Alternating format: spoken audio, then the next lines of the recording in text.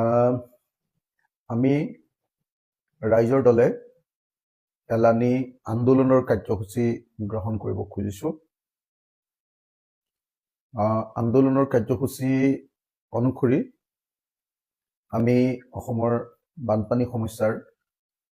যি বিশাল জলপ্ৰলয় হ'ল যোৱা 19 তাৰিখৰ দিনা, 19 জুলাইৰ পৰা হৈ থকা জলপ্ৰলয়ৰ ঘটনাৰ প্ৰকৃত দোষীসকলক, যাৰ কাৰণে এই প্ৰলয় হ'বলৈ পালে, সেই প্ৰকৃত দোষীসকলক বিচাৰি উলিয়াবৰ কাৰণে CBI তদন্ত বিচাৰি আমি অহা 15 আগষ্ট তাৰিখৰ পৰা এক আন্দোলনৰ কাৰ্যসূচী গ্ৰহণ কৰিছো। আমাৰ এই আন্দোলনটোৱে মূলতঃ তিনিটা বিষয় আমি দাঙি ধৰিব খুজিছো। প্ৰথম বিষয়টো হ'ল যে যোৱা 19 জুলাইত যি মহা জলপ্ৰলয়ৰ ঘটনা সংঘটিত হ'ল, সেই ঘটনাত জৰ্জৰিত,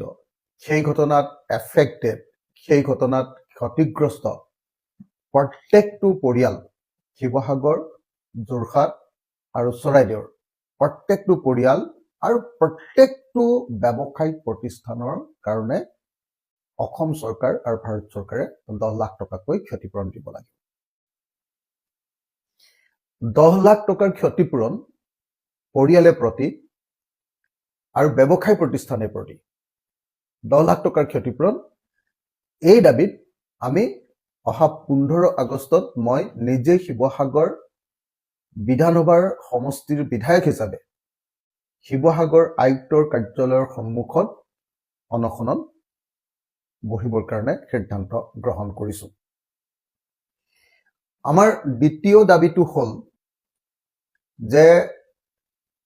এই ঘটনাত যি কাৰণে সংঘটিত হ'বলৈ পালে, ইতিমধ্যে জনগণে উপলব্ধি কৰিছে, বুজি পাইছে, সকলোৱে বুজি পাইছে যে যোৱা 19 জুলাইৰ জলপ্ৰলয় প্ৰাকৃতিক ঘটনা নহয়, ই মানৱ সৃষ্ট এক ভয়ানক জলপ্ৰলয়, মেন মেড ডিজাষ্টাৰ হয়। যিহেতু ইমান ডাঙৰ কেটাষ্ট্ৰফি এটা ঘটনা ঘটিলে আৰু তাৰ কাৰণ মূলতঃ জগৰীয়া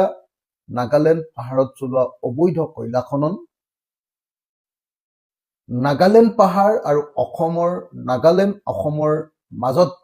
চলোৱা শিল খনন আৰু দিখৌ নদীৰ বুকু ভেদি চলোৱা বালি খনন, এই তিনিটা বিষয় মূলতঃ জগৰীয়া। গতিকে আমি এই তিনিটা বিষয়ৰ ওপৰত CBI তদন্ত কৰি প্ৰকৃত দোষীসকলক শাস্তি প্ৰদান কৰিবৰ কাৰণে, দাবী উত্থাপন কৰিবৰ কাৰণে এই আন্দোলন আমি ঘোষণা কৰিছো। তৃতীয় কিন্তু অন্যতম এটা দাবী হ'ল যে এই মহাপ্ৰলয়ত ক্ষতিগ্ৰস্ত হোৱা গোটেই ৰাস্তা পদূলি, মোৰ সমষ্টিৰ 60% ৰাস্তা পদূলি ভাগি ছিগি শেষ। শিৱসাগৰ সমষ্টিৰ নাজিৰা সমষ্টিৰ ৰাস্তা পদূলিও ভাগি ছিগি শেষ হৈ গৈছে। এই যে ভাগি ছিগি যোৱা ৰাস্তা, দলং, ঘাট, স্কুল, কলেজ, ধৰ্মীয় অনুষ্ঠান আৰু অন্যান্য সামাজিক অনুষ্ঠান, যিমানবিলাক এনেকুৱা ধৰণৰ শিক্ষানুষ্ঠান আৰু ধৰ্মীয় অনুষ্ঠান,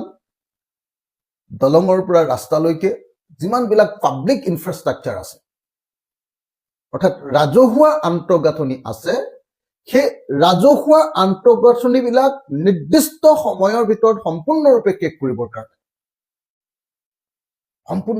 কৰিবৰ কাৰণে এই আন্দোলনৰ কাৰ্যসূচী গ্ৰহণ কৰা হৈছে। আৰু চতুৰ্থ যিটো দাবী, সেইটো হ'ল যে শিৱসাগৰৰ পৰা আৰু এই 3খন জিলাৰ পৰা যিবিলাক কাৰণৰ কাৰণে জল নিষ্কাশন এতিয়া সম্পূৰ্ণৰূপে বাধাগ্ৰস্ত হৈ পৰিছে, সেই বাধাগ্ৰস্ত হৈ পৰা পানীখিনি নিষ্কাশন প্ৰক্ৰিয়াটো সুস্থ কৰিবৰ কাৰণে বিশেষকৈ 3খন নগৰ,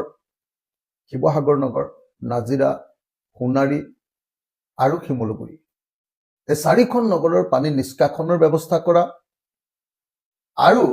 তিনিওখন জিলাৰ পানী নিষ্কাশনৰ ব্যৱস্থাৰ ক্ষেত্ৰত যি অসুবিধা হৈছে তাৰ মাজত এটা ডাঙৰ অসুবিধা হ'ল 4 লেনটো 4 লেনৰ ফলস্বৰূপে এতিয়া পানী ওলাই নাযায় গতিকে পানী নিষ্কাশনৰ ব্যৱস্থা সঠিক ৰূপত কৰিবৰ কাৰণে এই চাৰিটা দাবীৰ ভিত্তিত আমি অহা 15 আগষ্ট তাৰিখৰ পৰা আন্দোলনৰ কাৰ্যসূচী গ্ৰহণ কৰিছো আমি ৰাইজৰ দলে এলানি আন্দোলনৰ কাৰ্যসূচী গ্ৰহণ কৰিব খুজিছো আন্দোলনৰ কাৰ্যসূচী অনুসৰি আমি অসমৰ বানপানী সমস্যাৰ যি বিশাল জলপ্ৰলয় হ'ল যোৱা 19 তাৰিখৰ দিনা 19 জুলাইৰ পৰা হৈ থকা জলপ্ৰলয়ৰ ঘটনাৰ প্ৰকৃত দোষীসকলক যাৰ কাৰণে এই প্ৰলয় হ'বলৈ পালে সেই প্ৰকৃত দোষীসকলক বিচাৰি উলিয়াবৰ কাৰণে CBI তদন্ত বিচাৰি আমি অহা 15 আগষ্ট তাৰিখৰ পৰা এক আন্দোলনৰ কাৰ্যসূচী গ্ৰহণ কৰিছো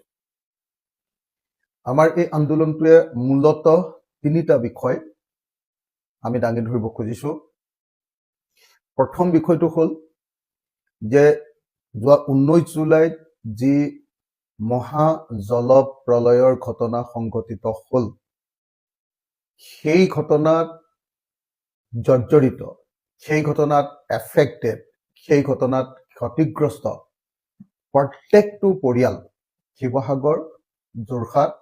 আৰু চৰাইদেউৰ প্ৰত্যেকটো পৰিয়াল আৰু প্ৰত্যেকটো ব্যৱসায়িক প্ৰতিষ্ঠানৰ কাৰণে অসম চৰকাৰ আৰু ভাৰত চৰকাৰে 10 লাখ টকাকৈ ক্ষতিপূৰণ দিব লাগে 10 লাখ টকাৰ ক্ষতিপূৰণ পৰিয়ালে প্ৰতি আৰু ব্যৱসায় প্ৰতিষ্ঠানে প্ৰতি 10 লাখ টকাৰ ক্ষতিপূৰণ এই দাবীত আমি অহা 15 আগষ্টত মই নিজে শিৱসাগৰ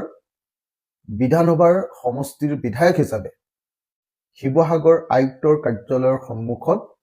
অনশনত বহিবৰ কাৰণে সিদ্ধান্ত গ্ৰহণ কৰিছো আমাৰ দ্বিতীয় দাবীটো হ'ল যে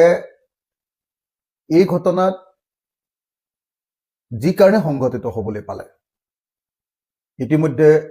জনগণে উপলব্ধি কৰিছে বুজি পাইছে সকলোৱে বুজি পাইছে যে যোৱা 19 জুলাইৰ জলপ্ৰলয় প্ৰাকৃতিক ঘটনা নহয় ই মানৱ সৃষ্ট এক ভয়ানক জলপ্ৰলয় ম্যান-মেড ডিজাস্টাৰ হয় যেহেতু ইমান ডাঙৰ কেটাষ্ট্ৰফি এটা ঘটনা ঘটিলে